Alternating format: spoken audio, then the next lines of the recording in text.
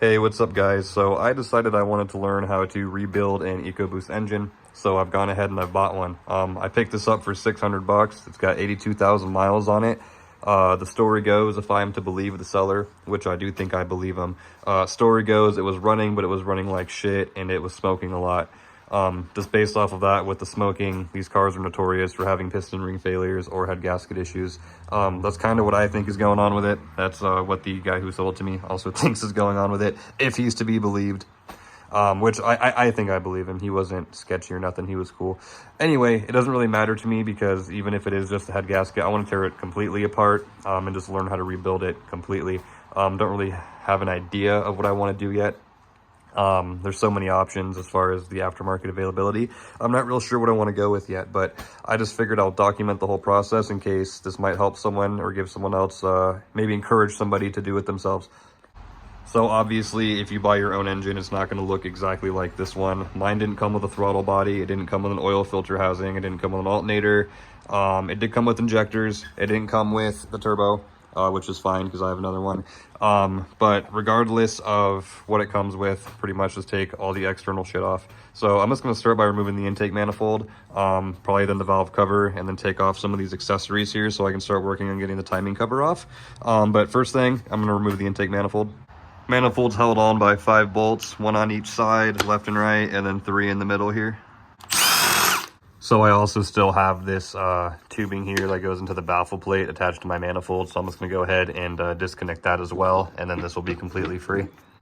So now that I have the intake manifold off, something that I do want to do is go ahead and look at the valves before I go any further, just because I'm curious. I just want to see what they look like. Our cars are known for having really dirty valves because of the direct injection. Lots of carbon buildup on them. I mean, while this is a lot, this is kind of normal, and actually this doesn't even look that bad compared to my car right now. Those don't look too bad. That one looks kind of extra bad for some reason. What is that? That's cylinder 3. So I almost wonder if there could be something going on in cylinder 3. I mean, these aren't, that one looks pretty good actually. This one is particularly bad compared to the others. So I wonder if this could be an indicator of something happening in or around cylinder 3. But I would say that one specific valve does not look like the rest. It looks definitely more fucked.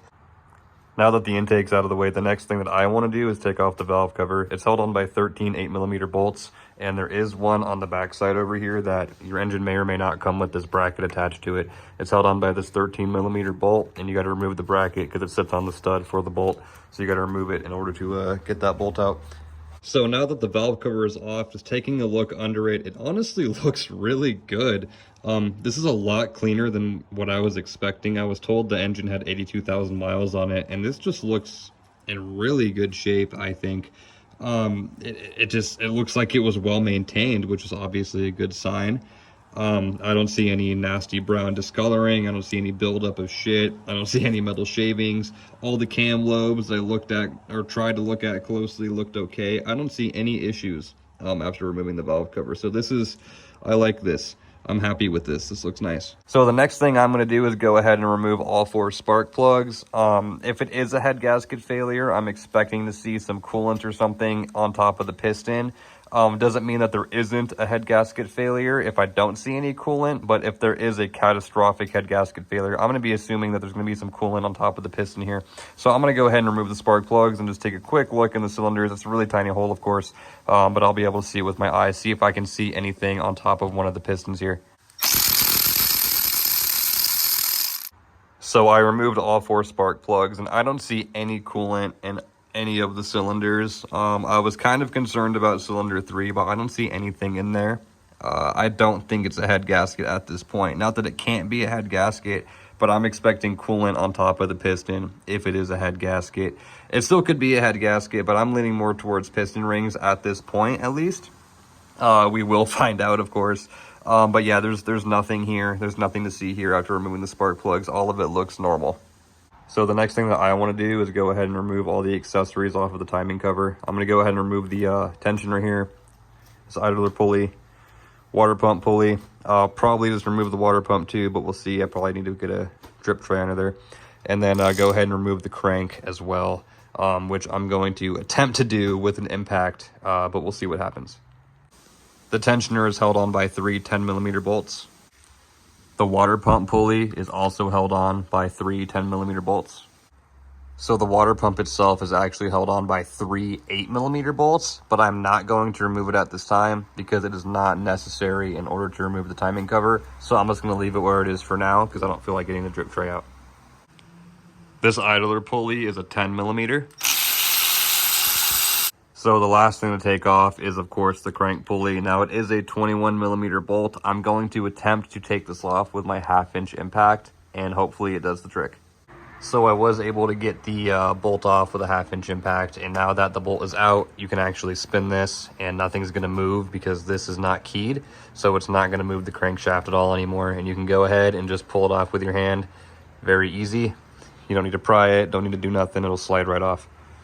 Now I'm gonna go ahead and remove the timing cover. This will consist of 17 8mm bolts and then 3 13mm bolts here. And if for some reason you still have the automatic tensioner attached, you will have to remove it because it does go into the timing cover. So make sure you remove it if you didn't already. So now that the cover is off, obviously it's going to be quite stuck on there. So what I'm going to do is put a little pry bar here. A large screwdriver will work fine too. And just kind of twist and open up some of that cover, and I'm just going to work my way down all around to get the cover off. So the timing cover is now off. The timing cover looks very clean, very, very clean in here. Almost looks brand new. Looks like I just wiped it with a rag. I promise I didn't. First thing I notice over here though is we have a big ass fucking chunk of metal hanging out pretty much where the oil pan and timing cover meet, just chilling.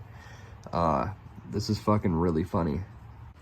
So moving on from this, I'm gonna go ahead and take off the tensioner and the chains so I can start working on getting the camshafts off.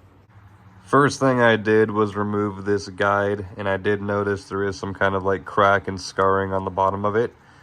It seemed to work fine. There's, you know, the chain's tight. It didn't seem like this had any defects, but cosmetically it has some kind of crack and blemish on it. It looks like something hit it.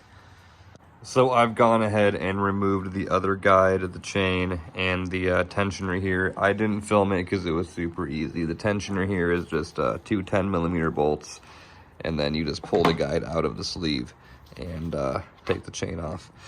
So I didn't film any of it, but yeah. So now the timing is off, and I can start working on trying to get the camshafts off.